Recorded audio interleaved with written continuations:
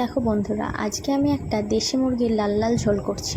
তার জন্যে কড়াইতে পেঁয়াজ আর সাদা তেল নিয়ে নিয়েছি। পেঁয়াজগুলো হালকা ব্রাউন কালারের মতো ভেজে নিচ্ছি। দেখো, তোমরা দেখতেই পাচ্ছ ভেজে নিচ্ছি। এবার হালকা ব্রাউন কালার হয়ে গেলে এর মধ্যে আমি চিকেনগুলো দিয়ে দেবো হালকা ভাজার জন্যে। চিকেনগুলো ভাজার হতে হতে এইদিকে আমি পেঁয়াজ বাটা আর টমেটো বাটাগুলো করে নিয়েছি।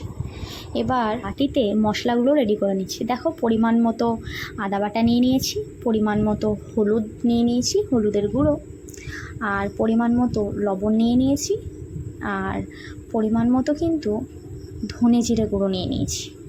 আর আমি পরিমাণ মতো কিন্তু লঙ্কা বাটাও নিয়ে নিয়েছি। লঙ্কা গুঁড়ো ব্যবহার করি না আমরা, তাই লঙ্কা বাটা। এগুলো আমি একটু জল দিয়ে মিক্স করে রেখে দেবো সাইডে। এদিকে আমি চিকেনের দেখব যে কত দূর হয়েছে। চিকেনে আমি দেখো আলুও দিয়েছি, আলু না হলে খুব একটা জমে না। মশলাগুলো দিয়ে দিলাম চিকেনের মধ্যে। এবার চিকেনটা একটু কষে নেব।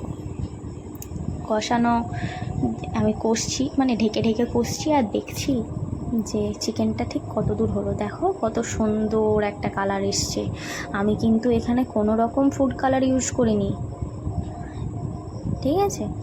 এর মধ্যে আমি যেহেতু ঝোল হবে তাই একটু জল দিয়ে দিয়েছি। জলটা যেহেতু দিয়েছি চিকেনটা সেদ্ধ হওয়ার জন্যে, আমি এটা ঢাকনা চাপিয়ে রেখে দেব।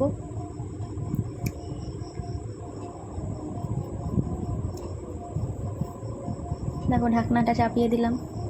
এবার আমি কিছু মিনিট পর পর ঢাকনাটা খুলছি আর চিকেনগুলো আমি নেড়ে নিচ্ছি যাতে তলায় লেগে না যায়। দেখলাম যে চিকেনটা সেদ্ধ হয়েছে কিনা একটু সাইড করে, কারণ সেদ্ধ না হলে তো হবে না। দেখো, আমার চিকেনটা রেডি। এর মধ্যে কুচনো ধনে পাতাগুলো আমি দিয়ে দিচ্ছি। ধনে পাতা দিয়ে দিলাম।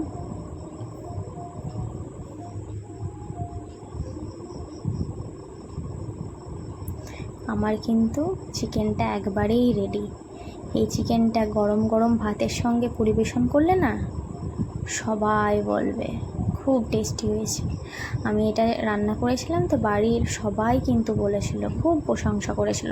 তোমরাও একবার ট্রাই করে দেখো আমার এই রেসিপিটা, আশা করি ভালো লাগবে। আর তোমরা ট্রাই করলে আমাকে অবশ্যই কমেন্ট বক্সে জানাবে যে আমি ট্রাই করেছিলাম।